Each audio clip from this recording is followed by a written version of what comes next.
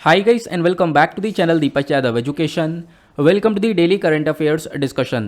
तो गाइज आज की तारीख से जितने भी मोस्ट इंपॉर्टेंट करंट अफेयर्स बनेंगे उन सभी करंट अफेयर्स को हम यहाँ पर डिटेल में डिस्कस करेंगे। ये वीडियो यूपीएससी और स्टेट पीएससी के पॉइंट ऑफ व्यू से काफ़ी ज़्यादा इंपॉर्टेंट होता है। तो चलो शुभ आरंभ करते हैं। बट उससे पहले अगर आप लोग को इस लेक्चर का पीडीएफ चाहिए तो क्या करना है, नीचे डिस्क्रिप्शन बॉक्स में पीडीएफ लिंक के नाम से एक लिंक मिल जाएगा। जैसे आप उस पर क्लिक करोगे ये टेलीग्राम चैनल ओपन हो जाएगा। यहाँ से आप लोग इस लेक्चर के पीडीएफ को डाउनलोड कर सकते हो। साथ ही साथ अगर आप लोग मुझसे कनेक्ट होना चाहते हो तो नीचे डिस्क्रिप्शन बॉक्स में मेरे इंस्टाग्राम आईडी का लिंक मिल जाएगा, या फिर उस प्रकार से लिंक नहीं मिलता है तो आप लोग डायरेक्टली इंस्टाग्राम पर जाकर दीपक यादव एजुकेशन टाइप करना, मेरी प्रोफाइल मिल जाएगी। वहाँ पर कनेक्ट होकर आप मुझसे अपनी सारी क्वेरीज को पूछ सकते हो। देन डिस्कशन स्टार्ट करने से पहले हमेशा की तरह एक छोटी सी रिक्वेस्ट, वीडियो पर जो लाइक का बटन है उसको दबा देना। आज भी हमारा टारगेट 2K प्लस लाइक्स का रहने वाला है। यह है हमारा आज का सबसे पहला और एक बहुत ज़्यादा इंपॉर्टेंट आर्टिकल। इस आर्टिकल के बारे में चर्चा हमेशा होती ही रहती है, तो आप प्रॉपर नोट्स वगैरह बना सकते हो बुलेट पॉइंट्स के अंदर। अगर नोट्स नहीं भी बना पा रहे हो तो भी कोई प्रॉब्लम नहीं है, पीडीएफ अपने पास डाउनलोड करके रखना और टाइम टू टाइम रिवीजन ज़रूर कर लेना। रिवीजन बहुत इंपॉर्टेंट रहने वाला है। तो आर्टिकल ये बात करता है कि देखो एक स्टडी कंडक्ट करी गई और उस स्टडी के अंदर बताया यह गया कि बहुत सारे जो चाइल्ड आर्टिस्ट हैं, यानी कि आप कह सकते हो कि जो बहुत सारे बच्चे इंटरटेनमेंट इंडस्ट्री के अंदर काम कर रहे हैं, टीवी शोज़ के अंदर काम कर रहे हैं, उन बच्चों से जो काम करवाया जा रहा है वो बहुत ज़्यादा है। एग्जैक्टली बताया गया एक दिन के अंदर 12-12 घंटों से ज़्यादा काम कर रहे हैं वो चाइल्ड आर्टिस्ट। ऐसा यहाँ पर इस स्टडी ने रिवील किया। और अगर ऐसा हुआ है तो कहीं ना कहीं जो हमारे पास में चाइल्ड लेबर को लेकर बहुत सारे एक्ट हैं उनका वॉयलेशन हो रहा है, क्योंकि वो इस चीज़ को अलाउ नहीं करते। इस आर्टिकल को आप लोग जीएस पेपर 2 और 3 दोनों से ही आराम से रिलेट कर सकते हो। तो न्यूज़ क्या है पहले हम लोग यहाँ पर इसको समझते हैं। तो रिसेंटली स्टडी ने क्या रिवील किया, मैंने आपको बता दिया कि 15 साल से कम उम्र के बच्चे जो हैं इंटरटेनमेंट इंडस्ट्री के अंदर वर्क कर रहे हैं उनको 12-12 घंटों से ज़्यादा काम करवाया जा रहा है एक दिन के अंदर। अब ये सारी बातें एक रिपोर्ट ने पब्लिश करी है, उसका टाइटल है यानी उसका नाम है चाइल्ड आर्टिस्ट इन इंडिया। इस रिपोर्ट को पब्लिश किया गया है चाइल्ड राइट्स एंड यू के थ्रू। बेसिकली ये एक एनजीओ है, नॉन गवर्नमेंटल ऑर्गेनाइजेशन है। तो अगर ऐसा हो रहा है, 12 घंटे से ज़्यादा वर्क करवाया जा रहा है एक दिन के अंदर इन बच्चों से, तो कहीं ना कहीं ये कल्परा एक्ट का वॉयलेशन है। कल्परा एक्ट क्या है, इसकी फुल फॉर्म है child and adolescent labour prohibition and regulation act. Basically child और एडोलेसेंट लेबर को रोकने का काम करता है और उसको रेगुलेट करने का काम करता है। अब ये कल्परा एक्ट क्या बोलता है इसको थोड़ा सा देखते हैं। कल्परा एक्ट ये 1986 का है। इसके अंदर क्लियरली मेंशन कर रखा है कि किसी भी बच्चे को एक दिन के अंदर 5 घंटे से ज़्यादा काम नहीं करवाया जाएगा। और 5 घंटे भी आप लगातार काम नहीं करवा सकते। स्टार्टिंग के 3 घंटे काम करवा लोगे, फिर थोड़ा सा रेस्ट और बाकी के टाइम पे काम करवा लोगे। तो आप कह सकते हो एक दिन के अंदर 5 आवर्स तक आप वर्क करवा सकते हो। ये यहाँ पे कल्परा एक्ट बोलता है। लेकिन करंट टाइम पर स्टडी ने यह रिवील किया कि 12-12 घंटे से ज़्यादा काम कर रहे हैं बच्चे, तो कहीं ना कहीं इस एक्ट का एक बहुत बड़ा वॉयलेशन है। उनके घर वाले भी कोई इंटरफेरेंस कर नहीं रहे हैं, उनको एक अच्छा खासा अमाउंट मिल रहा है बच्चों को। अब इसी कल्परा एक्ट का एक दूसरा प्रोविजन है, वो क्या बोलता है, ये बोलता है कि मान लो कोई बच्चा काम कर रहा है ना, मान लो 5 घंटे काम कर रहा है, इस एक्ट के हिसाब से चल रहा है। अब उसने जो भी पैसा कमाया उसका 20% का जो पैसा है उस बच्चे के नाम से एक अकाउंट खुलवाया जाएगा नेशनलाइज्ड बैंक के अंदर, और फिक्स डिपॉजिट अकाउंट होगा और उसमें जाकर उसके 20% की इनकम को एफडी करवा दिया जाएगा, फिक्स डिपॉजिट करवा दिया जाएगा।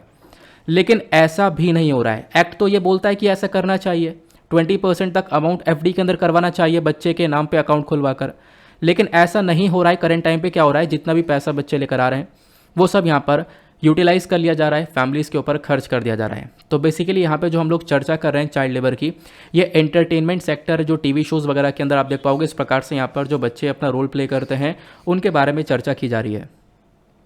अब एग्जैक्टली हम लोग डिफाइन करेंगे आखिरकार चाइल्ड लेबर है क्या। देखो जो चाइल्ड लेबर है, बच्चों से मजदूरी करवाई जा रही है, इसको आप देख पाओगे हम लोग ऐसा बोल सकते हैं कि कोई बच्चा है, अब उससे यहाँ पे काम करवाया जा रहा है, तो काम करवाया जा रहा है तो उससे यहाँ पे काफ़ी सारे राइट्स उसके छीन लिए जा रहे हैं। उसका पोटेंशियल, उसका बचपना, उसका यहाँ पे डिग्निटी, ये बेसिकली यहाँ पर कहीं ना कहीं बच्चों को इन सारे राइट्स से हम लोग दूर कर दे रहे हैं। और ये जो भी काम करवाया जा रहा है बच्चे से छोटी उम्र के अंदर, ये डायरेक्टली उसके फिजिकल और मेंटल डेवलपमेंट के लिए काफ़ी खतरनाक माना जाता है।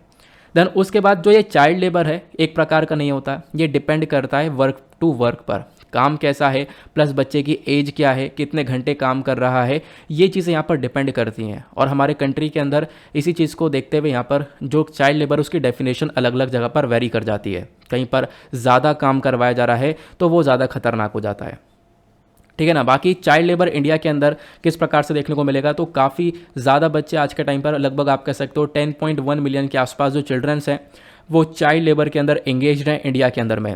सबसे ज़्यादा चाइल्ड लेबर आपको Uttar Pradesh, then second number पर बिहार, देन राजस्थान, मध्य प्रदेश, देन उसके बाद महाराष्ट्र के अंदर देखने को मिल जाता है।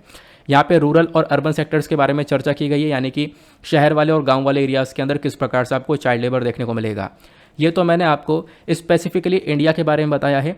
यहाँ पे ग्लोबल डेटा है, यानी कि दुनिया भर में अगर हम लोग देखें जो चाइल्ड लेबर है, इसमें 152 मिलियन जो चिल्ड्रन है वो अभी चाइल्ड लेबर की कैटेगरी के अंदर हैं।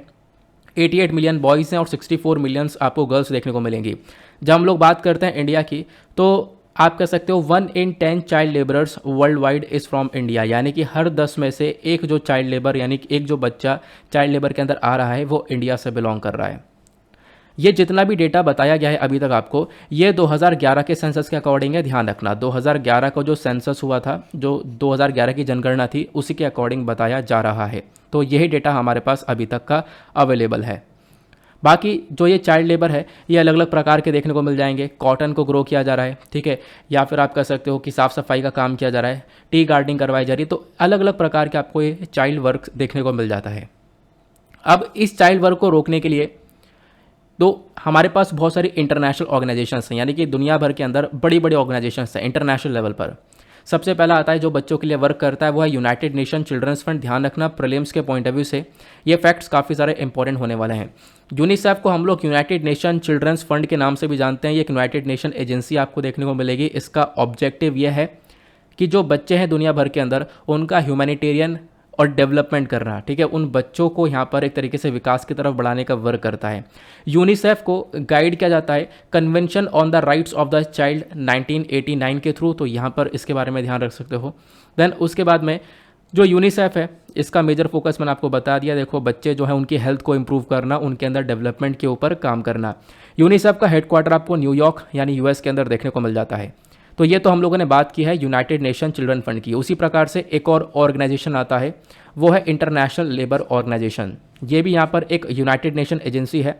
इस बॉडी को 1919 के अंदर फाउंड किया गया था। इसका ऑब्जेक्टिव भी यहाँ पर यही है कि देखो, जो इंटरनेशनल लेवल पर लेबर स्टैंडर्ड्स आपको देखने को मिल जाएंगे, उसको थोड़ा सा एडवांस करना, ठीक है ना। इनफैक्ट यहाँ पर इंटरनेशनल लेवल पर जो भी मतलब आप कह सकते हो लेबर कैटेगरी है, उसको लेकर कुछ रूल्स एंड रेगुलेशंस लाकर ये वर्क करने का काम करता है। ILO बेसिकली जो ये इंटरनेशनल लेबर ऑर्गेनाइजेशन है, ये एक ट्राइपार्टाइट स्ट्रक्चर देखने को मिलेगा। मतलब इसमें 3 चीज़ें आती हैं, सरकार, एम्प्लॉयर और वर्कर। इन 3 चीज़ों को कवर किया जाता है। इन लोगों के लिए यहाँ पर कुछ पॉलिसीज़ लेकर आई जाती है, प्रोग्राम्स लेकर आए जाते हैं, ताकि इन मैन और वुमेन दोनों का हम लोग विकास कर सकें। और ILO का हेडक्वार्टर आपको जेनेवा स्विट्जरलैंड में देखने को मिलता है। इंडिया के अंदर चाइल्ड लेबर किस प्रकार से, तो कुछ डेटा अगर आप लोगों को लिखना है तो ये फैक्ट्स अपने पास में कुछ लिख कर रख सकते हो। 4 से 5 पॉइंट्स के अंदर आपको ये एस्से के अंदर हेल्प कर सकता है। उसके बाद यहाँ पर आपके GS पेपर 2 और 3 के अंदर भी काफ़ी हेल्प कर सकता है। तो यहाँ पे बोला गया लगभग 12.9 मिलियन के आसपास चिल्ड्रन जो हैं इंडिया के अंदर में, वो कहीं ना कहीं अभी चाइल्ड लेबर की कैटेगरी के अंदर हैं। और ये जो 12.9 मिलियन चिल्ड्रंस हैं, इनकी एज 7 से लेकर 17 के बीच में है। फिर उसके बाद बताया गया रूरल इंडिया की बात करें, यानी कि जो गांव वाले एरिया हैं, यहाँ पर चाइल्ड लेबर आपको ज़्यादा देखने को मिलेगा। इंडिया का जितना भी चाइल्ड लेबर, उसका 80% बर्डन जो है वो रूरल वाले एरिया से पड़ रहा है, गांव वाले एरिया से पड़ रहा है। बाकी सबसे ज़्यादा चाइल्ड लेबर हमारे पूरे इंडिया के अंदर उत्तर प्रदेश में देखने को मिलेगा। ये भी आप लोग ज़रूर लिख सकते हो। उसके साथ साथ और क्या बताया गया कि देखो, अब चाइल्ड लेबर को रोकने के लिए हमारे पास एक और एक्ट आ जाता है, वो है child labour prohibition and regulation amendment act 2016। अब ये जो एक्ट है, इसको अमेंड किया गया था, इसके अंदर बदलाव करे गए थे, इसका संशोधन हुआ था 2016 के अंदर, इसी वजह से इसको अमेंडमेंट एक्ट बोला गया है। इससे पहले इसका ओरिजिनल वाला एक्ट था वो 1986 के अंदर आया था, ध्यान रखना इसके बारे में। तो 1986 के बाद में 2016 में चेंजेस करके हम लोगों ने इस एक्ट को वापस से लेकर आए। अब ये अमेंडमेंट एक्ट बेसिकली बोलता यह है कि देखो, कोई भी बच्चा काम कर रहा है जिसकी 14 साल से कम उम्र है, उसको कंप्लीटली प्रोहिबिट कर रखा है भाई, यहाँ पर वो वर्क नहीं कर सकता। प्लस यहाँ पे आप कह सकते हो 14 साल से कम उम्र वाली बच्चे काम नहीं कर सकते, ये एक्ट बोलता है। साथ ही साथ में 14 से 18 साल वाले जो बच्चे हैं, यानी कि 14 से 18 साल वाले जो उम्र के बच्चे देखने को मिलेंगे, वो यहाँ पर कुछ खतरनाक जो वर्क होता है जहाँ पे केमिकल्स वगैरह का इस्तेमाल हो रहा है, वहाँ पर ये काम नहीं कर सकते। तो 14 से कम उम्र वाले बच्चे कहीं पर भी काम नहीं कर सकते, और 14 से 18 वाले कुछ खतरनाक जो जॉब्स होती हैं वहाँ पे वो वर्क नहीं कर सकते, जो हैज़ार्डस है, उनकी हेल्थ के लिए काफ़ी हद तक खतरनाक हो सकता है। तो आप कहोगे क्या बच्चा बिल्कुल नहीं काम कर सकता? नहीं, यहाँ पे एक छूट ये दी गई है, अगर एक बच्चा है उसको परमिशन दी गई है, वो काम कर सकता है सिर्फ और सिर्फ अपनी फैमिली की मदद करने के लिए। अपनी फैमिली की मदद करनी हो तभी काम करेगा, अदरवाइज़ यहाँ पर आप कर सकते हो उसका कोई फैमिली का एंटरप्राइज है, कोई छोटा सा बिजनेस है, ठीक है, तो वो सब यहाँ पर काम कर सकता है। अदरवाइज़ यहाँ पे अलग से इस प्रकार से कोई काम नहीं कर सकता, उसके ऊपर रोक लगाई गई है। क्लियर हो गया? ये मैंने आपको समझा दिया चाइल्ड एंड एडोलेसेंट लेबर क्या देखने को मिलता है। और इसी के लिए यहाँ पर क्या किया गया है, यानी कि बच्चों के विकास के लिए एक फ़ंड बनाया गया है, child and adolescent labour rehabilitation fund. यहाँ पे क्या है कि मान लो कोई व्यक्ति ये काम कर रहा है, कोई व्यक्ति बच्चों से काम करवा रहा है और इस एक्ट का वॉयलेशन हो रहा है। अब ये इस एक्ट का जब वॉयलेशन होगा तो क्या होगा, उस व्यक्ति को अरेस्ट किया जाएगा। अरेस्ट करने के बाद उसके ऊपर पेनल्टी चार्ज की जाएगी। अब पेनल्टी से जो पैसा आएगा वो इस फंड के अंदर डाल दिया जाएगा और इस फंड से यहाँ पर बच्चों के विकास के ऊपर ही काम किया जाएगा। क्लियर हुआ? बाकी इसी एक्ट के अंदर फिर से 2017 के अंदर चेंजेस किए जाते हैं, फिर से यहाँ पर एक अमेंडमेंट रूल को लेकर आया जाता है और इसके बाद यहाँ पर स्टेट गवर्नमेंट जो हमारी राज्य सरकार है प्लस जो हमारे डिस्ट्रिक्ट लेवल पर अथॉरिटीज़ हैं उनकी ड्यूटीज़ को यहाँ पर स्पेसिफाई किया गया, उनकी रिस्पॉन्सिबिलिटीज़, उनकी जिम्मेदारियों को बताया गया कि आप इस एक्ट को कैसे इम्प्लीमेंट कर सकते हो और चाइल्ड लेबर को कैसे कंट्रोल किया जा सकता है। ठीक है ना? तो चाइल्ड लेबर को लेकर जो जो एक्ट हैं ये अपने पास ज़रूर लिख कर रखना। कल्परा एक्ट के बारे में काफ़ी चर्चा हुई है, कुछ नई सी इन्फॉर्मेशन थी, तो आप अपने पास ज़रूर यहाँ पर इसको रख सकते हो। अगले आर्टिकल पर आते हैं। नेक्स्ट आर्टिकल बहुत ज़्यादा इंपॉर्टेंट होने वाला है। यहाँ पे चर्चा की जा रही है भारत के अंदर जो लाइफ एक्सपेक्टेंसी है वो यहाँ पर 2 साल से बढ़ गई है। यानी कि मान लो एक बच्चा पैदा हुआ तो अब यहाँ पे हम लोग कह सकते हैं कि वो लगभग 69.7 ईयर्स तक जिएगा। तो मतलब लाइफ एक्सपेक्टेंसी यहाँ पर बढ़ चुकी है। इसके पीछे क्या क्या आपको रीजंस देखने को मिलेंगे वो सब हम यहाँ पर डिस्कस करेंगे। इसको लेकर काफ़ी इंपॉर्टेंट आर्टिकल यहाँ पर पब्लिश हुआ है इंडियन एक्सप्रेस के अंदर, टाइम्स ऑफ इंडिया के अंदर, हर एक न्यूज़पेपर में। इस आर्टिकल को भी आप लोग जीएस पेपर 2 और 3 से रिलेट कर सकते हो। तो न्यूज़ क्या निकल कर आती है कि एक रिपोर्ट आई है, एवरेज लाइफ टेबल रिपोर्ट। इस रिपोर्ट को रिलीज़ किया गया है सैंपल रजिस्ट्रेशन सिस्टम के थ्रू। यह रिपोर्ट है 2015 और 19 के बीच की। इसके अंदर बताया गया कि देखो यहाँ पर जो एक लाइफ एक्सपेक्टेंसी है, यहाँ पे अगर हम लोग बात करें बच्चा पैदा हुआ है तो कब तक जिएगा, उसकी लाइफ एक्सपेक्टेंसी जो रेट है वो यहाँ पर बढ़ चुका है, 69.7 के आसपास पहुँच चुका है। मतलब बच्चा पैदा हुआ तो 69.7 ईयर्स तक यहाँ पर वो जी सकता है। अब ये जो पूरा का पूरा डेटा है इसको रिलीज़ करने वाली बॉडी कौन सी है? Sample registration system. ध्यान रखना एक सबसे इंपॉर्टेंट सोर्स है। जब भी यहाँ पर पॉपुलेशन को लेकर कुछ डेटा वगैरह लेकर आना होता है तो सैंपल रजिस्ट्रेशन सिस्टम लेकर आता है। बाकी हमारे पास इस प्रकार से 4 अलग अलग मेजर सोर्सेस आते हैं। जैसे एक तो सैंपल रजिस्ट्रेशन सिस्टम खुद हो गया, दूसरा सिविल रजिस्ट्रेशन सिस्टम होता है, तीसरा indirect estimates from the decennial census, उसके बाद चौथा होता है indirect estimates from the National Family Health Survey. आपने इन सब के बारे में ही सुन रखा है, हमने सब के बारे में कभी न कभी पढ़ रखा है जब जब ये चर्चा में आया है। तो अभी हम लोग सैंपल रजिस्ट्रेशन सिस्टम के बारे में चर्चा कर रहे हैं। तो ये क्या है? तो ये भी बेसिकली एक डेमोग्राफिक स्टैटिस्टिक्स को दिखाता है, यानी हमारी पॉपुलेशन को दर्शाता है कि पॉपुलेशन को लेकर किस प्रकार से चेंजेस हो रहे हैं। अब सैंपल रजिस्ट्रेशन सिस्टम नाम से पता चल रहा है इसके अंदर क्या होता है। एक तरीके से किसी इंसान का बर्थ हुआ, जन्म हुआ, किसी की डेथ हुआ, उसको सबको यहाँ पर रजिस्टर किया जाता है। और सैंपल रजिस्ट्रेशन सिस्टम का जो डेटा है इसको रिलीज़ करने की जिम्मेदारी किसकी होती है? वो होती है registrar general and census commissioner की। ये भी आप लोग यहाँ पर ध्यान रख सकते हो, जो कि हमारे होम मिनिस्ट्री के अंडर में काम करता है। बाकी इस पूरे सिस्टम की जो शुरुआत है वो रजिस्ट्रार जनरल ऑफ इंडिया के थ्रू करी गई थी कुछ राज्यों के अंदर 1964 से लेकर 1965 के बीच में। बाद में यहाँ पर इसको फुली तरीके से ऑपरेशनलाइज कर दिया गया, फिर पूरी तरीके से यहाँ पर ये इसको इम्प्लीमेंट किया जाता है। नाउ जो सैंपल रजिस्ट्रेशन सिस्टम है इसके अंदर क्या क्या होता है कि पॉपुलेशन का कंपोजिशन, की जनसंख्या कितनी है, ठीक है, कौन कौन से लोग आपको देखने को मिल जाएंगे, फीमेल्स मेल। फिर उसके बाद फर्टिलिटी रेट कितना है, एक माँ कितने बच्चों को जन्म दे रही है। मोर्टिलिटी रेट कितना है, यानी कितने बच्चों का जन्म होता है यहाँ पे उनकी डेथ हो जा रही है, मर जा रहे हैं। कुछ बच्चे 1 साल के अंदर मर जाते हैं, कुछ बच्चे यहाँ पर 5 साल के अंदर मर जाते हैं, ठीक है। तो आप लोग यहाँ पर इसके बारे में ध्यान रख सकते हो। 1 साल के अंदर मर रहा है तो उसको इन्फेंट मोर्टिलिटी बोलते हैं। कुछ यहाँ पे 5 ईयर्स के अंडर में यहाँ पर बच्चों की डेथ हो जाती है। तो वो सारी चीज़ें यहाँ पर इसी सैंपल रजिस्ट्रेशन सिस्टम के अंदर लिखी जाती हैं। ये सारा डेटा हम लोग को प्रोवाइड करवाता है। तो इसी ने यहाँ पर अब की बार ये डेटा, ये रिपोर्ट रिलीज़ करी है जिसने बताया कि भारत के अंदर जो एक्सपेक्टेंसी है वो यहाँ पर इंक्रीज़ हो चुकी है, यानी आप लंबा जियोगे। इंडिया के अंदर जो लाइफ एट बर्थ वो 69.7 हो चुका है साल 2015 से 19 के बीच में, ये यहाँ पर बताया जा रहा है। क्लियर हो गया। देखो यहाँ पे अगर हम लोग बात करें ग्लोबल एवरेज कितना है, तो ग्लोबल एवरेज यहाँ पर आप कह सकते हो कि 76 के आसपास है। ठीक है, ग्लोबल एवरेज मतलब कि दुनिया भर में लोगों की जो लाइफ एक्सपेक्टेंसी रेट है वो 76 साल का है। बच्चा पैदा हो रहा है तो 76 साल तक जिएगा। तो जो हमारा अब की इंडिया के अंदर जो लाइफ एक्सपेक्टेंसी है वो ग्लोबल एवरेज से 6 साल कम आई है। तो मतलब आप कह सकते हो इंडिया के अंदर जो बच्चा पैदा होगा वो 69.7 ईयर्स तक यहाँ पर जीता हुआ नजर आएगा। अब ये बात करते हैं कि कौन कौन से स्टेट्स के अंदर की लाइफ एक्सपेक्टेंसी रेट काफ़ी ज़्यादा है और कौन कौन से स्टेट्स में कम है, मतलब कि परफॉर्मर्स की बात करते हैं। तो इस रिपोर्ट ने टॉप 5 परफॉर्मर्स और बॉटम 5 परफॉर्मर्स को रखा है।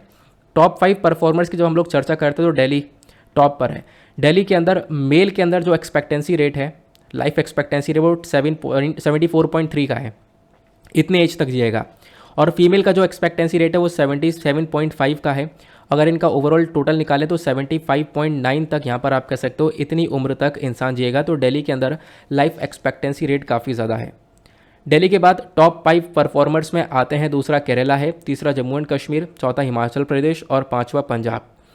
और बॉटम 5 परफॉर्मर्स के अंदर बात करें तो यहाँ पे छत्तीसगढ़ है, यूपी है, एमपी है, असम है और राजस्थान है।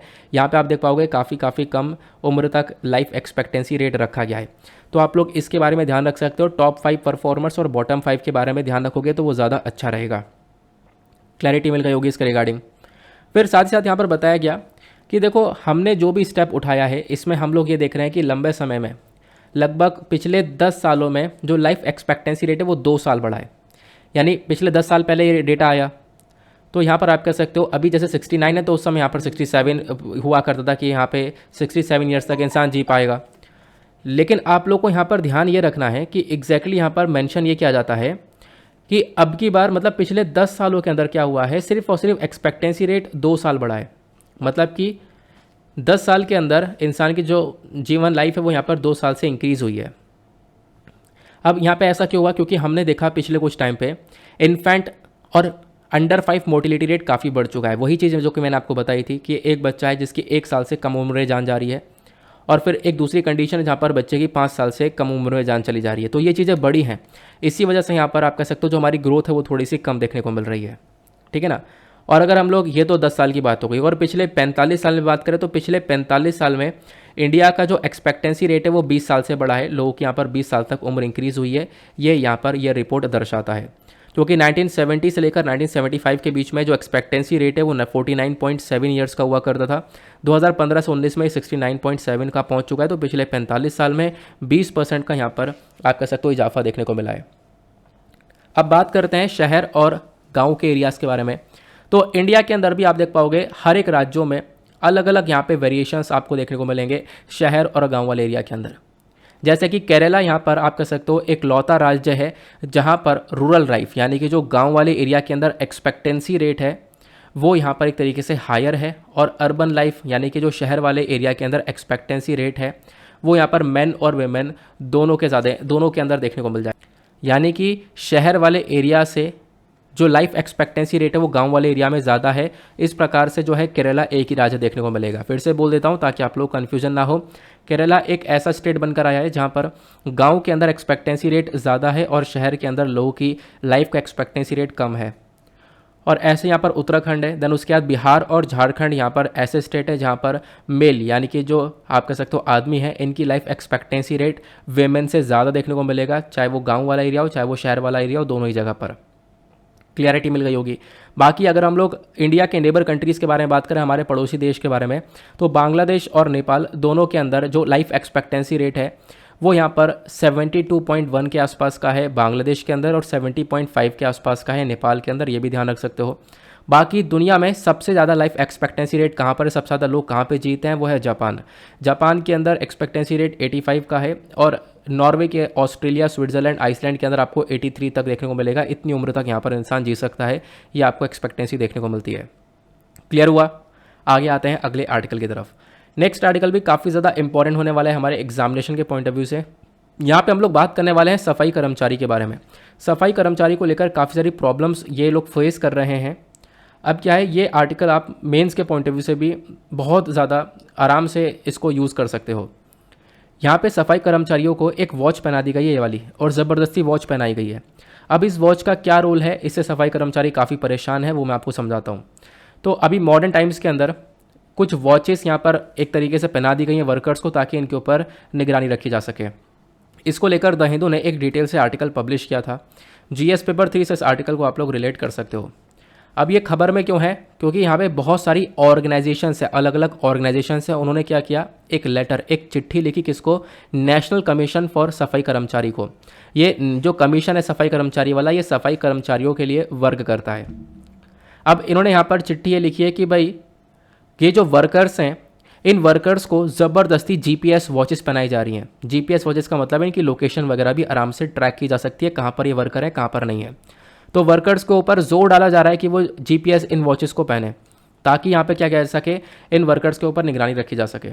ठीक है ना। तो इस प्रकार से अलग अलग ऑर्गेनाइजेशंस ने एनसी, जो हमारा नेशनल कमीशन फॉर सफाई कर्मचारी है, इसके अंदर लेटर डाला है कि भाई अपनी सर्विलांस को इंक्रीज़ कर रहे हैं ये लोग, यहाँ पर वर्कर्स के ऊपर ज़्यादा निगरानी वगैरह बढ़ा रहे हैं।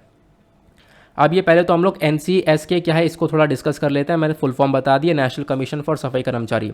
NCSK इस बॉडी को बनाया गया था 1993 में। NCSK एक्ट 1993, इस एक्ट के अकॉर्डिंग यहाँ पर इस बॉडी को हम लोग लेकर आए। कुछ टाइम के लिए बनाया गया था, बाद में इस बॉडी को एक्सटेंड करते हुए चले गए, बढ़ाते हुए चले गए, है ना। फिर उसके बाद में पहले तो स्टैचुरी बॉडी था, एक एक्ट के माध्यम से बनाया गया था, बाद में इसको नॉन स्टैचुरी बॉडी बना दिया गया। टाइम टू टाइम इसको एक्सटेंड करते हुए चले गए, और अभी फिर से यहाँ पर इसको 3 साल तक बढ़ा दिया गया है। तो 3 साल तक यह बॉडी काम करेगी। इस बॉडी का मेजर फंक्शन क्या है, फंक्शन यह है कि भाई जो सफाई कर्मचारी देखने को मिलते हैं, सफाई कर्मचारी के लिए, उनके विकास के लिए काम करना, उनके वेलफेयर के लिए काम करना। ठीक है, तो ये बेसिकली यहाँ पर इस बॉडी का काम होता है। प्लस यहाँ पे सफाई कर्मचारी को कोई परेशानी है, ठीक है, वो उनका केस है कोई, तो उसको इन्वेस्टिगेट करने का यहाँ पे वर्क करता है। और ये बात करता है कि देखो जो भी हमारे मैनुअल स्कैवेंजर्स हैं, जो भी गटर साफ़ करते हैं, उन मैनुअल स्कैवेंजर्स को एक प्रोटेक्शन मिलनी चाहिए, क्योंकि उनकी भी लाइफ है। तो वो सारा काम यहाँ पर नेशनल कमीशन फॉर सफाई कर्मचारी का आपको देखने को मिल जाता है। आई होप आपको ये समझ में आ चुका होगा। तो म्यूनिसिपल कॉरपोरेशंस क्या कर रहे हैं, जैसे चंडीगढ़ के अंदर लगातार यहाँ पर एक प्रॉब्लम क्रिएट हो रही है। ये कुछ गैजेट्स वगैरह इंट्रोड्यूस कर दिए गए हैं वहाँ के म्यूनिसिपल कॉरपोरेशन के थ्रू 2020 में, और ज़बरदस्ती तरीके से ये जो घड़ियाँ वगैरह है वो यहाँ पर इन सफाई कर्मचारी को पहनाई जा रही हैं। ठीक है ना, इतना आपको क्लियर हो गया। ये इसका वर्क क्या है, फंक्शन क्या है, वो हमने डिस्कस कर लिया। अब सफाई कर्मचारी के लिए कमीशन की आवश्यकता क्या थी, मतलब क्या ज़रूरत थी कि हम लोग को एक कमीशन बनाना पड़ा। क्योंकि सबसे पहली बात देखो, सफाई कर्मचारी को बहुत प्रॉब्लम हो रही थी। सरकार ने ये स्टेप उठाया ताकि सफाई कर्मचारी को हम लोग थोड़ा सा सोसाइटी के अंदर और ऊपर उठा सकें। ठीक है ना। उसके बाद यहाँ पर इसलिए भी ज़रूरत थी क्योंकि अगर हम लोग देखें 2020 का जो डेटा है उसमें पता ये चलता है लगभग 631 से ज़्यादा जो लोग हैं उनकी जान गई हमारे देश के अंदर गटर साफ़ करते करते, सेप्टिक टैंक्स को साफ़ करते करते पिछले 10 सालों में। इसी वजह से यहाँ पर उनके विकास के लिए, उनको एक प्रोटेक्शन देने के लिए हम लोगों ने इस नेशनल कमीशन फॉर सफाई कर्मचारी को बनाया है। अब सबसे ज़्यादा जो डेथ हुई है, या फिर सबसे ज़्यादा जो आप कह सकते हो मैनुअल स्कैवेंजिंग के अंदर लोग हैं, यानी कि गटर साफ़ करने के लिए यहाँ पर जो वर्कर्स हैं उनको हम लोग मैनुअल स्कैवेंजर बोलते हैं। तो सबसे ज़्यादा जो मैनुअल स्कैवेंजिंग होती है वो उत्तर प्रदेश के अंदर देखने को मिलती है। यहाँ पे पूरे इंडिया के अंदर सबसे ज़्यादा टॉप पर इस काम के अंदर आपको उत्तर प्रदेश देखने को मिलता है। बाकी ये GPS वॉच की क्या कहानी मैं आपको समझाता हूँ। तो इन वर्कर्स का कहना यह है कि देखो भाई, हमें तो वॉच पहना दी गई, अब हम इसके अगेंस्ट में कंप्लेंट कर रहे हैं। क्यों? क्योंकि ज़बरदस्ती पहनाई गई है और धमकी दी जा रही है कि सैलरी काट ली जाएगी अगर नहीं पहनोगे तो। अब यहाँ पे पहला कंसर्न तो यह है कि भाई ज़बरदस्ती पहनाई गई। दूसरा प्रॉब्लम यहाँ पर बताया गया कि वर्कर्स को यहाँ पे आप कह सकते हो गुलाम के अंदर टर्न कर दिया गया है।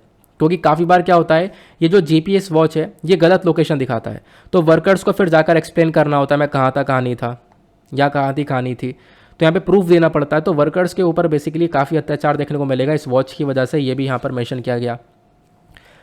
फिर उसके बाद एक और कंसर्न दिखाया गया कि भाई एक नया प्रकार का सप्रेशन आ चुका है। वर्कर्स की पहचान पहले यहाँ पर की जा रही थी कि उनके वेस्ट, उनकी कमर में एक झाड़ू बंदी रहती है उस हिसाब से, लेकिन अब यहाँ पर इस GPS वॉचेस के हिसाब से यहाँ पर इन वर्कर्स की पहचान की जा रही है। तो GPS वॉचेस के थ्रू इन वर्कर्स को सप्रेस किया जा रहा है। फिर लास्ट यहाँ पे बोला गया कि देखो वर्कर्स के प्राइवेसी के अगेंस्ट में ये सारी चीज़ें हैं, क्योंकि ये जो वॉच है ये क्या कर रही है, वर्कर्स के ऊपर सर्विलांस कर रही है, इनके ऊपर निगरानी रख रही है, और कहीं ना कहीं यहाँ पर ये प्राइवेसी, डिग्निटी और ऑटोनॉमी के अगेंस्ट में आपको देखने को मिल जाएगा। वर्कर्स की भी काफ़ी सारी प्राइवेसीज नज़र आती हैं। आई होप आप लोगों ने यहाँ पर इस आर्टिकल को भी काफ़ी अच्छे से समझ लिया है। वर्कर्स को लेकर कुछ इंपॉर्टेंट इन्फॉर्मेशन दी, कमीशन था, डेटा था, ये अपने पास रख सकते हो। अगला आर्टिकल भी काफ़ी ज़्यादा इंपॉर्टेंट होने वाला है। यहाँ पे हम लोग बात करेंगे सिप्री ईयरबुक 2022 के बारे में। इसके बारे में मैंने द हिंदू के अंदर डिस्कशन किया था, लेकिन उसके बाद भी मैंने बहुत सारे कमेंट्स रिसीव करे जहाँ पे चर्चा की जा रही थी, सर इसको वापस से एक बार करंट अफेयर के वीडियो में एक्सप्लेन कर देना, पीपीटी में दे देना। तो मैंने सोचा चलो ठीक है, पीपीटी में आपको प्रोवाइड करवा दिया जाएगा।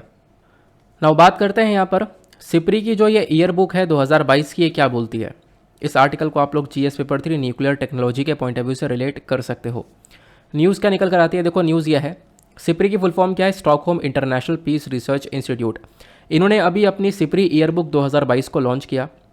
अब इसमें यहाँ पर इन्होंने मेंशन किया है कि भाई कौन कौन से देशों ने आर्मामेंट डिसआर्मामेंट हुआ है, यानी कि किस किस देश ने हथियार को अपने देश में बढ़ाया है। आर्मामेंट उसको बोलते हैं, डिसआर्मामेंट मतलब उस देश के अंदर हथियार कम हुए हैं, उन्होंने हथियार को घटाया है। ठीक है, तो यहाँ पे इसके बारे में चर्चा की गई। अब सिप्री क्या है पहले तो उसके बारे में जान लो। सिप्री बेसिकली खुद एक इंडिपेंडेंट इंटरनेशनल इंस्टीट्यूट है जिसका मेजर काम है इन्हीं वेपन्स को लेकर। ये एक यहाँ पर डेटा लेकर आता है कि कौन से देश के अंदर वेपन्स कितना ज़्यादा बढ़ा है, कितना कम हुआ है, कौन कौन से देश ने कितना वेपन यहाँ पर बेचा है, किस किस ने सबसे ज़्यादा वेपन खरीदा है। इन सब चीज़ों को लेकर ये सिप्री डेटा लेकर आता है।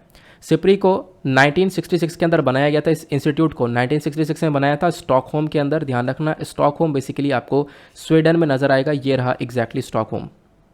अब आगे आते हैं, अब इस रिपोर्ट के की हाइलाइट्स क्या क्या है उसके बारे में चर्चा करेंगे। पहले इस रिपोर्ट ने बताया न्यूक्लियर वॉरहेड के बारे में। दुनिया भर के अंदर क्या सिनेरियो है पहले हम लोग इसको डिस्कस करते हैं, मतलब दुनिया भर के अंदर क्या क्या हुआ है इन हथियारों को लेकर। तो पूरे दुनिया में आपको 9 ऐसे देश जो देखने को मिलेंगे जिनके पास न्यूक्लियर वॉरहेड्स पाया जाता है, या फिर जिनके पास न्यूक्लियर वेपन्स हैं, परमाणु हथियार हैं। और वो 9 देश कौन कौन से हैं, एक है यूएस, उसके बाद Russia, UK, France, China, India, Pakistan, Israel और साथ ही साथ Republic of Korea, north Korea की हम लोग चर्चा कर रहे हैं। अब ये जो रिपोर्ट आई है, ये रिपोर्ट बेसिकली कौन से टाइम से कौन से टाइम तक डिनोट करती है, तो जनवरी 2021 से लेकर जनवरी 2022 के बीच में यहाँ पर इन कंट्रीज़ ने हथियार बढ़ाए हैं, कम किए हैं, उसके बारे में डेटा दिया गया है। तो ये डेटा बेसिकली जनवरी 2021 से 2022 के बीच में है। तो यहाँ पे बोला गया कि देखो अब की बार कोई भी हथियार के अंदर बढ़ावा देखने को मिला नहीं है, ठीक है, लेकिन आने वाले 10 सालों के अंदर इन हथियार को बढ़ाया जा सकता है, इन न्यूक्लियर वेपन्स को बढ़ाया जा सकता है, ऐसा यहाँ पर ये रिपोर्ट बताती है। ये तो हो गई दुनिया भर की बात। अब बात करेंगे स्पेसिफिकली भारत की कि इंडिया के अंदर क्या सिनेरियो है।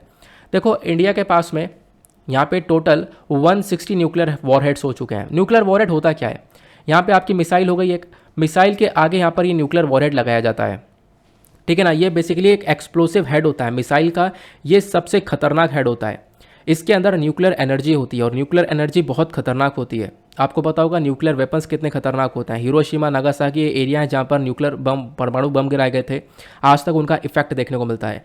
तो इन मिसाइल्स का जो ये वॉर हेड है, ऊपर है आपको जो हेड देखने को मिलेगा, इसके अंदर न्यूक्लियर एनर्जी होती है। तो कौन से देश ने कितना बढ़ाया है ये यहाँ पर बताया गया। दुनिया भर में तो उसकी कोई बढ़ोतरी देखने को मिली नहीं है, लेकिन अगर हम लोग इंडिया की बात करें तो इंडिया के अंदर ये न्यूक्लियर वॉरहेड्स बढ़ते हुए नजर आए। यहाँ पे अगर हम लोग बात करें तो जनवरी 2021 के अंदर भारत के पास टोटल 156 न्यूक्लियर वॉरहेड्स, लेकिन जो जनवरी 2022 तक ये 160 हो गए। चाइना के पास लगभग 350 न्यूक्लियर वॉरहेड्स थे जनवरी 2021 में, और 22 में भी इतने ही है, यहाँ पे कोई बढ़ोतरी नहीं देखने को मिली है।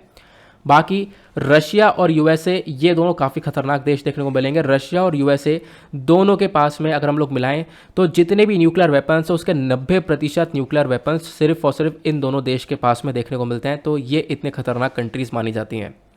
तो ये तो हो गई हमारी न्यूक्लियर को लेकर कि हाँ भाई वेपन्स कितने बढ़े हैं, कितने कम हुए हैं। दूसरा पॉइंट यहाँ पर इस रिपोर्ट के अंदर पब्लिश किया गया है, वो यह है कि हमारे देश में मेजर इंपॉर्टेंस कौन कौन है, मतलब कि सबसे ज़्यादा हथियार किन किन देशों ने खरीदा 2016 से 2020 के बीच में, ऐसा इस रिपोर्ट ने बताया। तो इसने बोला कि देखो 164 कंट्रीज़ है जिन्होंने यहाँ पर बहुत सारे हथियार खरीदे हैं इस टाइम पीरियड में। अगर कंट्री वाइज बात करें तो सबसे बड़े इंपोर्टर, देखो 164 का नाम तो लेंगे नहीं, लेकिन टॉप की 5 कंट्रीज़ के नाम ध्यान रखना जिन्होंने सबसे ज़्यादा हथियार खरीदा है 2016 से 20 के बीच में। और वो 5 कंट्रीज़ कौन कौन सी हैं, वो है Saudi Arabia, India, Egypt, Australia और चाइना। दुनिया भर का जितना भी हथियारों का इंपोर्ट हुआ है उसका 36% इंपोर्ट सिर्फ और सिर्फ इन 5 देशों ने किया है। ये तो हो गई कंट्री वाइज बात। अब बात करें रीजन वाइज मतलब कि मिडिल ईस्ट का रीजन, एशिया का रीजन, कहाँ पर सबसे ज़्यादा हथियार की सप्लाई हुई है। तो सबसे ज़्यादा हथियार खरीदे गए हैं एशिया के अंदर, फिर ओशियाना, फिर उसके बाद यहाँ पर आप कह सकते हो मिडिल ईस्ट। अब ये कौन कौन से रीजन है, तो एशिया आपको ये देखने को मिलेगा जहाँ पर हमारा महान भारत भी आता है, ये पूरा एशियन वाला कंट्री वाला रीजन है। बाकी ये ओशियाना वाला रीजन है जहाँ पे Australia, Melanesia, Micronesia, Polynesia, Australasia ये सब आते हैं, न्यूजीलैंड, ये ओशियाना वाला हो गया। तीसरा मिडिल ईस्ट हो गया, तो इन कंट्रीज से भी यहाँ पर काफ़ी हथियार परचेज किया, जिसमें से सऊदी अरेबिया काफ़ी टॉप पर देखने को मिल जाएगा। सऊदी अरेबिया ने अकेले बहुत हथियार परचेज करे हैं, ठीक है ना। तो आपको ध्यान रखना है, पहला एशिया, दूसरा हमारा ओशियाना और तीसरा आपको देखने को मिलेगा मिडिल ईस्ट। इन्होंने सबसे ज़्यादा हथियार को परचेज किया। ये तो हो गए यहाँ पर जिन्होंने परचेज किया, इम्पोर्टर हो गए। अब बात करते हैं सप्लायर्स की, जिन्होंने सप्लाई किया है, जिन्होंने बेचा है। तो सप्लाई के मामले में आपको 5 सबसे बड़े जो देश देखने को मिलते हैं वो है US, Russia, France, Germany, China. इन्होंने सबसे ज़्यादा हथियार बेचे हैं। जितना भी दुनिया भर का एक्सपोर्ट हुआ है उसका 76% एक्सपोर्ट इन 5 देश ने मिलकर किया है। ये भी आपको क्लैरिटी मिल चुकी है। तो ये यहाँ पर इस रिपोर्ट ने बताया इन सारे हथियारों को लेकर किसके पास कितना है, कौन कौन बेच रहा है, कौन खरीद रहा है, टॉप इंपोर्टर, टॉप एक्सपोर्टर। अब यहाँ पे बात की, देखो जब हम लोग बात करते हैं न्यूक्लियर वेपन की, तो न्यूक्लियर वेपन का यूज़ ना किया जाए इसके ऊपर ये देश ज़्यादा जोर देते हैं। और इसी के लिए बहुत सारी ट्रीटीज़ है कि भी न्यूक्लियर वेपन का इस्तेमाल ना हो, क्योंकि न्यूक्लियर वेपन होता है बहुत खतरनाक। इसका एक भी अगर यूज़ होता है तो यहाँ पर बात कर सकते हो पीढ़ियाँ तो पीढ़ियाँ तक यह बहुत बुरी तरह से इफेक्ट होता है। तो न्यूक्लियर वेपन्स को कंट्रोल करने के लिए एक ट्रीटी लेकर आएगी जहाँ पे न्यूक्लियर वेपन्स को पूरी तरह से प्रोहिबिट किया गया, इसके ऊपर रोक लगाई गई है, ठीक है ना। फिर उसके बाद में रशिया और यूएस दोनों मिलकर यहाँ पे इनके बीच में एक कंट्रोल एग्रीमेंट है, यानी कि अपने हथियारों के ऊपर कंट्रोल लगाने का एक एग्रीमेंट है, जिसको हम लोग न्यू स्टार्ट के नाम से जानते हैं। इसको भी 5 साल के लिए बढ़ा दिया गया है। इस प्रकार के एग्रीमेंट हैं। एक हो गया joint comprehensive economic partnership agreement, joint comprehensive plan of action. इसको हम लोग ईरान न्यूक्लियर डील के नाम से भी जानते हैं। अब ईरान न्यूक्लियर डील के अंदर तो मेंशन किया गया है कि भाई देखो ईरान जो है वो न्यूक्लियर वेपन्स को बना रहा था, हथियार बना रहा था, इसके ऊपर रोक लगाने के लिए ये डील करी गई थी। तो आप देख पाओगे न्यूक्लियर वेपन्स को रोकने के लिए सारी डील, ट्रीटीज़ वगैरह करी गई हैं। और इसी प्रकार से एक और ट्रीटी है non proliferation of nuclear weapon, यानी कि आप न्यूक्लियर वेपन्स को बिल्कुल भी स्प्रेड नहीं कर सकते, बढ़ा नहीं सकते। इसको लेकर भी एक ट्रीटी यहाँ पे साइन करी गई थी काफ़ी सारे देशों के बीच में। तो यहाँ पे आप कह सकते हो एक तरफ फोकस किया जा रहा है कि भाई न्यूक्लियर वेपन्स को बिल्कुल ही बढ़ावा नहीं दिया जाएगा, लेकिन दूसरी तरफ आप देख पाओगे करंट टाइम पे सिचुएशन थोड़ी सी खराब हो चुकी है। हमारे जो परमानेंट 5 कंट्रीज़ हैं, परमानेंट 5 कौन कौन सी आती हैं, वो आपको ये परमानेंट 5 कंट्रीज़ देखने को मिलती हैं, रशिया, फ्रांस, अमेरिका और उसके साथ यहाँ पर यूके और साथ साथ चाइना। ये यहाँ पे टॉप 5 कंट्रीज़ है, परमानेंट 5 कंट्रीज़, इनको P5 बोला जाता है। भले यहाँ पर न्यूक्लियर वेपन्स को रोकने के बारे में चर्चा करते रहे हम लोग, लेकिन ये P5 कंट्रीज़ लगातार अपने हथियारों का जो कलेक्शन है उसको बढ़ा रही हैं, उसको एक्सपेंड कर रही हैं, जिसको हम लोग न्यूक्लियर आर्सनल के नाम से जानते हैं, यानी हथियारों का जो कलेक्शन है। बाकी रशिया ने अभी देख पाओगे जब रशिया यूक्रेन के बीच में वॉर चला तो रशिया ने एक ओपन थ्रेट दिया कि हम न्यूक्लियर वेपन का यूज़ करेंगे। तो एक तरफ बात करते हैं न्यूक्लियर वेपन का बिल्कुल यूज़ नहीं होना चाहिए, बहुत सारी ट्रीटी साइन करेगी, लेकिन दूसरी तरफ आप देख पाओगे करंट टाइम पे न्यूक्लियर वेपन को लेकर काफ़ी खतरनाक सी सिचुएशन क्रिएट हो रही है। इनफैक्ट जो जॉइंट कॉम्प्रहेंसिव इकोनॉमिक पार्टनरशिप यानी कि ईरान न्यूक्लियर डील किस किस के बीच में हुई थी आपको पता होगा। एक तरफ ईरान था और दूसरी तरफ P5+1 कंट्रीज़। P5 कौन सी है, जो कि मैंने अभी आपको बताया, +1 के अंदर जर्मनी यहाँ पर देखने को मिलता है। इन्होंने डील करी थी कि ईरान जो है अब न्यूक्लियर वेपन्स को नहीं बनाएगा, लेकिन डील बीच में यहाँ पर ख़राब कर दी गई डोनाल्ड ट्रंप के थ्रू और अभी डील ये वापस से हो नहीं पाई है। तो एक तरफ फोकस करते हैं हम लोग न्यूक्लियर वेपन्स को बिल्कुल बढ़ावा ना मिले, दूसरी तरफ दुनिया भर के अंदर न्यूक्लियर वेपन्स लगातार बढ़ते हुए भी नजर आ रहे हैं, न्यूक्लियर वेपन्स का कंसर्न बढ़ता हुआ नजर आ रहा है। ऐसा यहाँ पर ये सिप्री की रिपोर्ट बताती है। आई होप आपको यहाँ पर ये भी सब कुछ समझ में आ चुका है। नेक्स्ट आर्टिकल भी काफ़ी ज़्यादा इंपॉर्टेंट होने वाला है। यहाँ पे बात की गई है कुछ कानून है अगेंस्ट द डिमोलिशन ड्राइव्स। अब ये ना काफ़ी चर्चा में है आर्टिकल, तो इसको लेकर एक एडिटोरियल पब्लिश हुआ था, कहाँ पर, इंडियन एक्सप्रेस के अंदर। तो वो एडिटोरियल आप लोगों को पता होना चाहिए क्योंकि उस प्रकार के एडिटोरियल द हिंदू के अंदर भी पब्लिश हो चुके हैं, टाइम्स ऑफ इंडिया के अंदर पब्लिश हो चुके हैं, लाइव मिनट के अंदर पब्लिश हो चुके हैं, बिल्कुल सिमिलर एडिटोरियल्स। तो इस वजह से मैंने सोचा एक आर्टिकल मैं आपके साथ में कवर कर लेता हूँ। इस आर्टिकल को आप लोग GS पेपर 2 से रिलेट कर सकते हो। हमारे पास ये कुछ टॉपिक्स देखने को मिलेंगे जुडिशरी, जजमेंट एंड केसेस का। तो ये द हिंदू का आर्टिकल आप देख पा रहे होंगे। यहाँ पे बोला गया कि भाई देखो आज के टाइम पर, अच्छा ये आर्टिकल क्यों लिखा गया, ये ऑथर ने इस आर्टिकल को इसलिए लिखा क्योंकि करंट टाइम पे हम लोगों ने ये देखा कि बहुत सारे राइट्स, बहुत सारे दंगे हुए। अब उसमें क्या हुआ कि आप कह सकते हो उत्तर प्रदेश सरकार ने क्या किया, अब जिनके थ्रू दंगे करे गए, पत्थर चलाए गए, तो उनके घर भी यहाँ पर तोड़ दिए गए, ठीक है ना। अब उनके घर तोड़ दिए गए किससे, बुलडोज़र से। अब इसकी चर्चा काफ़ी ज़्यादा आपको देखने को मिलेगी। उत्तर प्रदेश के अंदर काफ़ी सारी बुलडोज़र चलाए ताकि यहाँ पे जो पब्लिक प्रॉपर्टी को उन लोगों के थ्रू डैमेज किया गया था उसको हम लोग रिकवर कर सकें, उसको उसके डैमेज को रिकवर कर सकें और लोगों के इन राइट्स को कंट्रोल कर सकें। लेकिन ऑथर यहाँ पर यह बोलते हैं कि भाई जो आपने स्टेप उठाया है, ये बुलडोज़र चलाया है, ये कहीं ना कहीं आप कह सकते हो इंटरनेशनल लॉ का वॉयलेशन कर रहा है, क्योंकि हमारे अंतर्राष्ट्रीय लेवल पर बहुत सारे कानून बनाए गए हैं जो कि बिल्कुल भी ये आपको पावर नहीं देते कि आप किसी का घर तोड़ो, ऐसा यहाँ पे बोला जा रहा है। लेकिन स्टेट गवर्नमेंट ने यहाँ पर बोला है कि देखो हम लोग इसलिए तोड़ रहे हैं क्योंकि यहाँ पर इन लोगों ने पब्लिक प्रॉपर्टी को डैमेज किया और पब्लिक प्रॉपर्टी के डैमेज की रिकवरी हम लोग इसी प्रकार से करेंगे, ये यहाँ पर उत्तर प्रदेश का कहना है। ठीक है ना, आगे आते हैं। इनफैक्ट यहाँ पे जो हमारा आर्टिकल 300 है इंडियन कॉन्स्टिट्यूशन का, हमारे संविधान का, वो यहाँ पर बोलता है no person shall be deprived of his property save by the authority of law. यानी कि यहाँ पर कोई भी व्यक्ति का जो भी एक तरीके से घर है उसको यहाँ पे उसके घर से दूर नहीं करना है हम लोगों को। ये बेसिकली आर्टिकल 300 भी आपको मेंशन करता हुआ नजर आएगा। ठीक है ना, लेकिन यहाँ पे आप देख पाओगे इस प्रकार से जेसीबी से, बुलडोजर से ये घर की तोड़ाई करवाई गई है। अब ऑथर क्या मेंशन करते हैं? ऑथर मेंशन करते हैं कि भाई ये जो डिमोलिशन हो रहा है, जो घर को तोड़ा जा रहा है, ये कितना प्रॉब्लमेटिक हो सकता है और कैसे है ये प्रॉब्लमेटिक।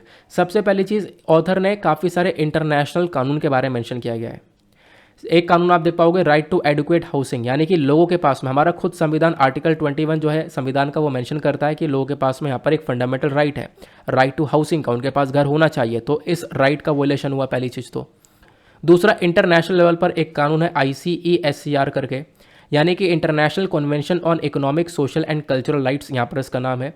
इस पूरे लॉ का जो यहाँ पर आर्टिकल 11.1 है वो यहाँ पर ये बोलता है अगेन कि हर एक व्यक्ति के पास में हक है कि वो अपने स्टैंडर्ड ऑफ लिविंग को मेंटेन कर सके, उसकी फैमिली, उसके पास एडिक्वेट फूड होना चाहिए, क्लॉथिंग, हाउसिंग। तो हाउसिंग के बारे में भी चर्चा की गई है, तो उसके पास यहाँ पे अगेन घर का एक अधिकार मिला हुआ है, तो इसका वोलेशन हो रहा है।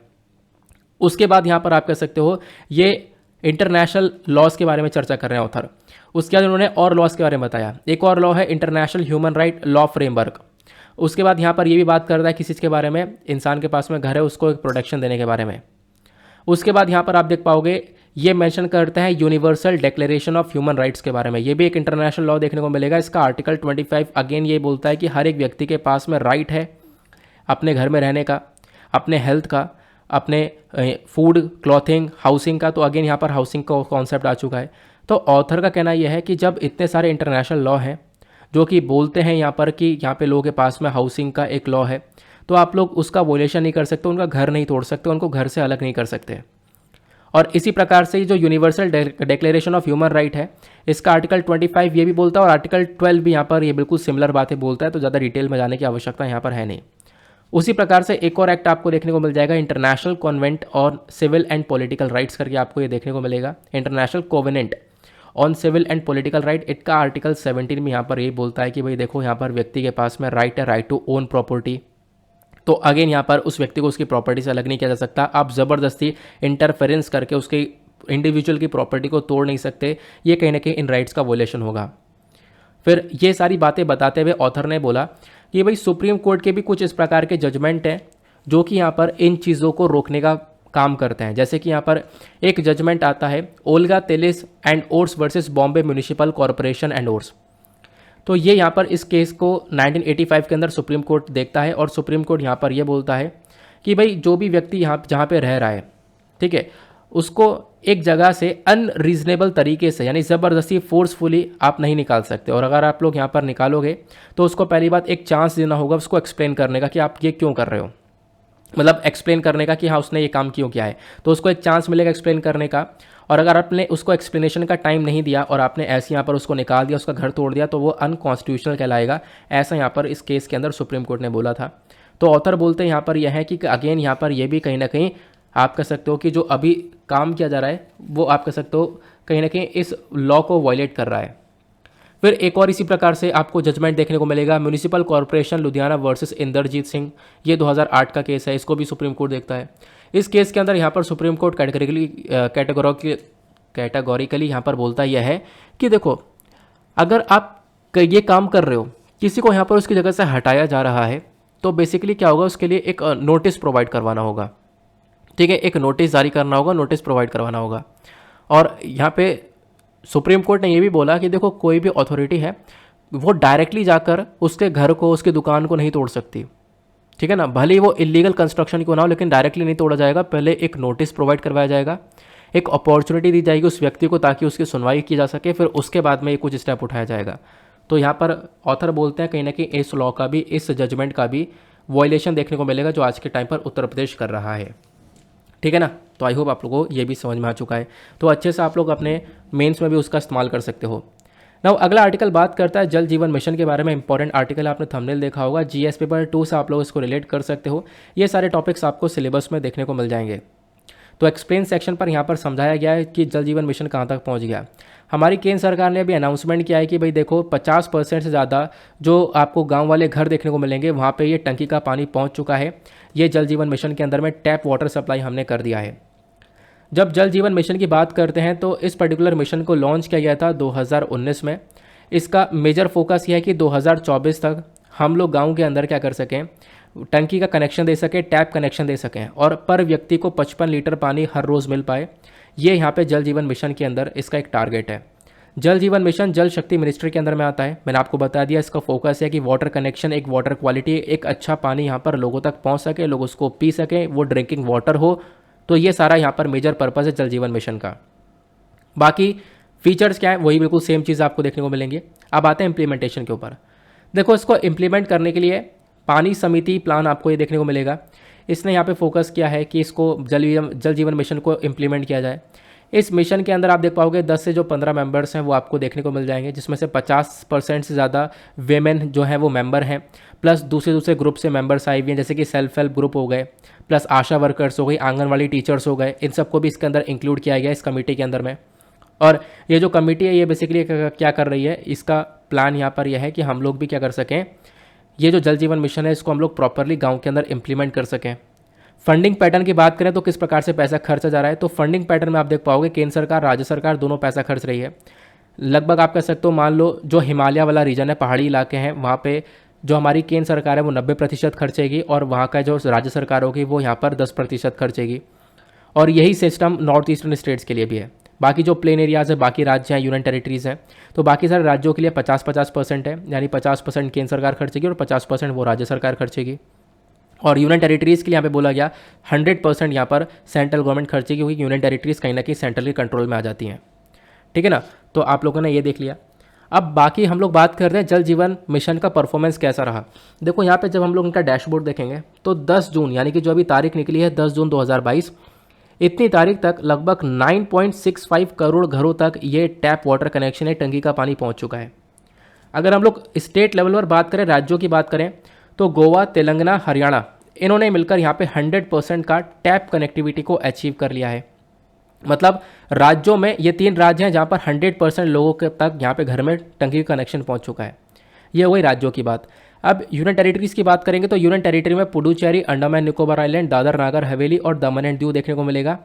तो इनके अंदर यहाँ पे आप कह सकते हो 100% का house hold tap water connection पहुँच चुका है। यानी यूनियन टेरिटरी, ये वाली यूनियन टेरिटरीज़ हैं जहाँ पे 100% टंकी का पानी पहुँच गया।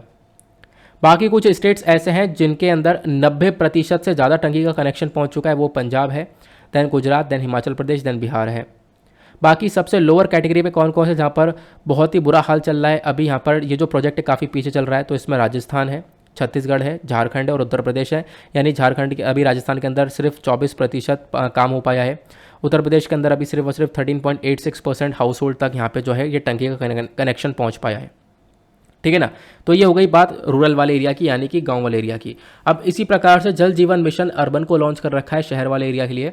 तो बजट 2021-22 के अंदर अगर हम लोग बात करें तो जो जल जीवन मिशन अर्बन है इसका अनाउंसमेंट किया गया था housing and urban affair ministry के थ्रू। तो यहाँ पर ध्यान रखना, इसका मेजर फोकस है कि भाई जो सस्टेनेबल डेवलपमेंट गोल 6 है, क्योंकि हमारे पास टोटल 17 गोल हैं जो कि हमें अचीव करने 2030 तक। यहाँ पे जो 6 गोल है ये साफ़ सुथरे पानी और सैनिटेशन के बारे में चर्चा करता है। तो जल जीवन मिशन के अंदर फोकस है कि भाई 2024 तक हम लोग गांव के साथ साथ शहर के अंदर भी एक व्यक्ति को हर रोज़ 55 लीटर पीने योग्य पानी दे सके, ताकि उसका वो प्रॉपर यूज़ कर पाए, ठीक है ना। तो ये था हमारा जल जीवन मिशन। उसके बाद में आता है एक अगला आर्टिकल, इंपॉर्टेंट आर्टिकल है। यहाँ पे चर्चा की जा रही है जोनल काउंसिल्स के बारे में, डिस्कशन करेंगे। जीएस पेपर 2 पॉलिटिक्स आप लोग इस आर्टिकल को रिलेट कर सकते हो। जीएस पेपर 2 के अंदर सिलेबस में federalism, cooperative federalism, centre state relation, statutory bodies, ये सारे टॉपिक्स आपको आपके सिलेबस में देखने को मिलेंगे। तो पीआईबी का आर्टिकल है, यहाँ पे मेंशन किया गया। देखो मुद्दा क्या है, मिनिस्ट्री ऑफ होम अफेयर्स ने भी क्या किया, वेस्टर्न जोनल काउंसिल जो कि दीव के अंदर है उसको यहाँ पर चेयर किया है। मतलब अभी यहाँ पे वेस्टर्न जोनल काउंसिल को हेड किया है। ये 25वीं मीटिंग थी, इस मीटिंग को यहाँ पर हेड किया है हमारे मिनिस्ट्री ऑफ होम अफेयर्स। जैसा आप देख पाओगे 25वां वेस्टर्न जोनल काउंसिल मीटिंग चल रहा है। 11 जून को ये मीटिंग था दीव के अंदर में, और यहाँ पे आप देख पाओगे इसको मीटिंग को हेड किया हमारे अमित शाह जी ने, जो कि होम मिनिस्टर हैं। अब मीटिंग में क्या क्या डिस्कशन हुआ उससे जानने से पहले आप लोग ये जान लो ये जोनल काउंसिल होते क्या हैं। देखो जोनल काउंसिल एक स्टैच्यूटरी बॉडी है, ना कि कॉन्स्टिट्यूशनल बॉडी। कुछ टाइम पहले हमने इंटर स्टेट काउंसिल पढ़ा था, वो बेसिकली कॉन्स्टिट्यूशनल बॉडी है, लेकिन जोनल काउंसिल स्टैच्यूटरी बॉडी। आप कहोगे क्या डिफरेंस होता है, तो इस वाले पिक्चर को देखो, ब्लर है मुझे पता है, लेकिन समझने के लिए काफ़ी है। जो कॉन्स्टिट्यूशनल बॉडीज़ होती है, संवैधानिक बॉडीज़ होती हैं, उनके बारे में एक संविधान के अंदर जिक्र देखने को मिलेगा, सिंपल सी बात है। और जो संवैधानिक बॉडी होती है उनको हम लोग एकदम से डिस्ट्रॉय नहीं कर सकते, जैसे election commission, finance commission, UPSC, ये परमानेंट बॉडीज़ आपको देखने को मिलती हैं। अब नॉन कॉन्स्टिट्यूशनल जो बॉडीज़ होती हैं ये बेसिकली स्टैच्यूटरी बॉडीज़ कहलाती हैं। ये हम लोग एक एक्ट पास करके लेकर आते हैं, जैसे एनएचआरसी, एसएचआरसी, ये सब एक्ट को पास करके लेकर आया गया है, नीति आयोग वगैरह, तो ये सब नॉन कॉन्स्टिट्यूशनल बॉडी है, ध्यान रखना। अब जोनल काउंसिल ये एक स्टैच्यूटरी बॉडी यानी कि नॉन कॉन्स्टिट्यूशनल बॉडी है, तो इसको भी एक एक्ट के माध्यम से लेकर आए। वो एक्ट कौन सा है, वो है स्टेट्स रीऑर्गेनाइजेशन एक्ट 1956। तो 1956 में ये जोनल काउंसिल को लेकर आया गया। शुरुआत में हमारे देश में 5 जगह पर इस जोनल काउंसिल को डिवाइड कर दिया गया, लेकिन अभी यहाँ पर छठा एरिया भी डिवाइड है, मैं आपको बताता हूँ। छठा नॉर्थ ईस्टर्न वाला काउंसिल देखने को मिलेगा। अभी फिलहाल जो 5 जगह पर जोनल काउंसिल बटा हुआ है वो हमारे कंट्री में नदर्न साइड में, सेंट्रल, ईस्टर्न, वेस्टर्न और सदर्न साइड में आपको ये जोनल काउंसिल देखने को मिलेगा। इसका मतलब क्या है मैं आपको दिखाता हूँ। यहाँ पर इंडिया में आपको ये 5 अलग अलग जोनल काउंसिल्स देखने को मिलेंगे। वैसे अभी छठा भी है, नॉर्थ ईस्टर्न वाला जोनल काउंसिल भी आपको देखने को मिल जाता है। टोटल 6 काउंसिल्स हैं। जैसे नदर्न वाला है, तो नदर्न वाले जोनल काउंसिल के अंदर जब आप लोग देखोगे तो कौन कौन से स्टेट आते हैं, स्टेट ऑफ हरियाणा, हिमाचल प्रदेश, जम्मू कश्मीर, पंजाब, राजस्थान, उसके बाद दिल्ली आ गया, देन उसके बाद चंडीगढ़ आ गया। ये हमारे नदर्न जोनल काउंसिल में आते हैं। सेंट्रल जोनल काउंसिल के अंदर कौन कौन से राज्य आते हैं, छत्तीसगढ़, उत्तर प्रदेश, उत्तराखंड और साथ ही साथ यहाँ पर मध्य प्रदेश, ये यहाँ पर इस वाले सेंट्रल जोनल काउंसिल में आते हैं। ईस्टर्न जोनल काउंसिल के अंदर कौन कौन से राज्य आते हैं, बिहार, झारखंड, उड़ीसा, सिक्किम और वेस्ट बंगाल यहाँ पे। उसके बाद वेस्टर्न जोनल काउंसिल के अंदर बात करें तो यहाँ पर गोवा, गुजरात, महाराष्ट्र, उसके बाद दमन एंड दीव, दादर नागर हवेली, ये आपको देखने को मिलेगा वेस्टर्न जोनल काउंसिल, यहीं की हम लोग चर्चा कर रहे हैं। तो वेस्टर्न जोनल काउंसिल में भी 25वीं मीटिंग हुई, कहाँ पर, दीव के अंदर। उसको यहाँ पे हमारे होम मिनिस्टर ने हेड किया है, क्योंकि होम मिनिस्टर हमारे चेयरमैन होता है। अभी आपके उसके बारे में बताऊंगा।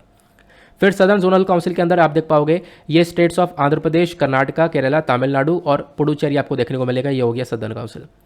तो यहाँ पे पूरे हमारे भारत के अंदर आपको टोटल 6 जोनल काउंसिल्स देखने को मिलते हैं। तो आपको अपने तो ये 5 ही बताया है, हाँ 5 बताया है। नॉर्थ ईस्टर्न वाला जोनल काउंसिल भी आपको देखने को मिल जाता है। ध्यान रखना, नॉर्थ ईस्टर्न वाले जोनल काउंसिल को लाया गया था नॉर्थ ईस्टर्न काउंसिल एक्ट 1971 के माध्यम से। मतलब स्टार्टिंग के जो ये पहले के 5 जोनल काउंसिल्स थे, ये तो हमारे पास ऑलरेडी हम लोग स्टार्टिंग में लेकर आ गए थे 1956 में, लेकिन नॉर्थ ईस्टर्न वाले को 1971 में लेकर आया गया। और बाकी जो बचे राज्य थे जैसे असम, मणिपुर, मिजोरम, अरुणाचल प्रदेश, नागालैंड, मध्य प्रदेश, त्रिपुरा और सिक्किम, इनको यहाँ पर इस वाले काउंसिल के अंदर डाला गया। अब क्वेश्चन ये उठता है इस काउंसिल का मेजर फोकस क्या है। देखो काउंसिल का मेजर फोकस यहाँ पर ये रहने वाला है, इनका ऑब्जेक्टिव क्या है। ऑब्जेक्टिव यहाँ पर देखो इन काउंसिल को बनाने का यह है कि हम लोग एक नेशनल इंटीग्रेशन बनाकर रखें, यानी अलग अलग एरिया में हम लोगों ने अलग अलग काउंसिल बना दिया, अलग अलग डिवाइड कर दिया एरिया, और उसमें अलग अलग राज्यों को डाल दिया गया एरिया को डिवाइड करने के बाद में। इससे क्या होगा, एक इंटीग्रेशन बना रहेगा। काफ़ी सारे राज्य मांग जो करते हैं रीजनलिज्म की कि हमें एक अलग से एरिया चाहिए या लैंग्वेज के बेसिस पर अलग राज्य बना दो, तो यहाँ पर ये काम नहीं होगा। इससे यहाँ पर ये काम कैसे नहीं होगा, क्योंकि जब हम लोग अलग अलग काउंसिल्स को डिवाइड कर देंगे तो हमारी केंद्र सरकार डायरेक्टली यहाँ पर इन काउंसिल के साथ में डिस्कशन करेगी, और जो भी स्टेट्स को प्रॉब्लम्स होंगी उनकी डायरेक्टली यहाँ पर सुनवाई की जाएगी। तो आप कह सकते हो सेंटर और स्टेट दोनों मिलकर यहाँ पर इस काउंसिल के माध्यम से आइडियाज़ को एक्सचेंज करते हैं, अपने एक्सपीरियंस को शेयर करते हैं और कोऑपरेट करते हैं। ये यहाँ पर इसका एक मेजर इंपॉर्टेंट पॉइंट है। तो बेसिकली कहने का पर्पज़ यह है, इस जोनल काउंसिल के माध्यम से डायरेक्टली जो भी यहाँ पर स्टेट्स को परेशानी होती है वो हमारे सेंट्रल गवर्नमेंट तक पहुँचती है, और सेंट्रल गवर्नमेंट यहाँ पर उन परेशानियों का फिर सुलझाव लेकर आती है। अब इस काउंसिल का फंक्शन क्या होगा, फंक्शन ये होगा कि यहाँ पे सेंटर स्टेट मिलकर काम करेंगे हर एक काउंसिल के अंदर जो यहाँ पे राज्य डिवाइड करे गए हैं वहाँ पे उनके इकोनॉमिक और सोशल प्लानिंग के ऊपर काम किया जाएगा, स्टेट ट्रांसपोर्टेशन के ऊपर काम किया जाएगा, एक प्रकार से कोऑपरेशन करके शांति बना सकें इसलिए काम किया जाएगा। बाकी अब ये काउंसिल के अंदर कौन कौन होता है, इसका कंपोजिशन कैसे होता है, इसको समझ लेते हैं। देखो, हर एक काउंसिल का जो मेजर हेड है वो यहाँ पर जो चेयरमैन होगा वो हमारे होम मिनिस्टर होंगे। कहीं पर भी काउंसिल की मीटिंग चलेगी तो यहाँ पर उसके मिनिस्टर यानी चेयरमैन हमारे होम मिनिस्टर होंगे, ध्यान रखना। जितनी भी काउंसिल है 6 के 6 काउंसिल के चेयरमैन हमारे होम मिनिस्टर हैं। वाइस चेयरमैन कौन होता है? तो वाइस चेयरमैन होता है इन स्टेट्स के चीफ मिनिस्टर। यानी कि यहाँ पर आप देख सकोगे कि एक यहाँ पर काउंसिल है, उस काउंसिल के अंदर काफ़ी सारे राज्य हैं, तो उन राज्य के जो सारे चीफ मिनिस्टर्स आपको देखने को मिल जाते हैं वो यहाँ पर ये वाइस चेयरपर्सन की तरह देखने को मिलते हैं। अब आप कहोगे सारे चीफ मिनिस्टर वाइस चेयरपर्सन होंगे? नहीं, हर साल यहाँ पे रोटेशन चलता रहता है।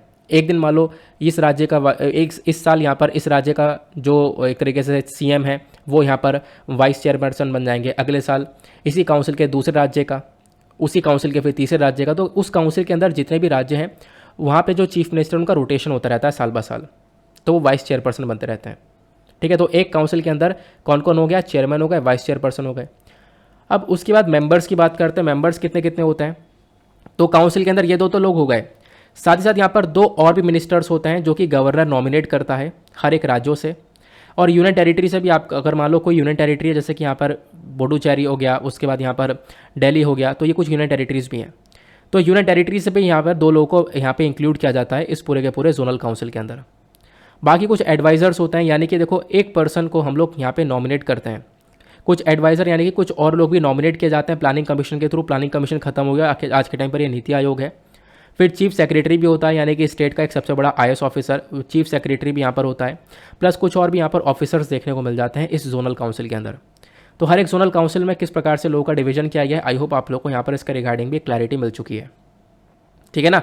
तो बेसिकली जोनल काउंसिल को बनाने का मेजर पर्पज़ यह है कि हम लोग स्टेट्स और सेंटर के बीच में एक कोऑपरेशन बनाकर रख सकें, डायरेक्टली जो स्टेट्स की बात है वो यहाँ पर सेंटर तक पहुँच सके, वो हम लोगों ने यहाँ पर डिस्कशन किया। नाउ आई होप आप लोगों को सब कुछ अच्छे से क्लियर हो चुका है। नाउ इसी के साथ करते हैं हम लोग अपने लेक्चर को समाप्त। मिलते हैं आप लोगों से नेक्स्ट वीडियो में। आज के लिए bye bye, have a nice day, thank you and जय हिंद।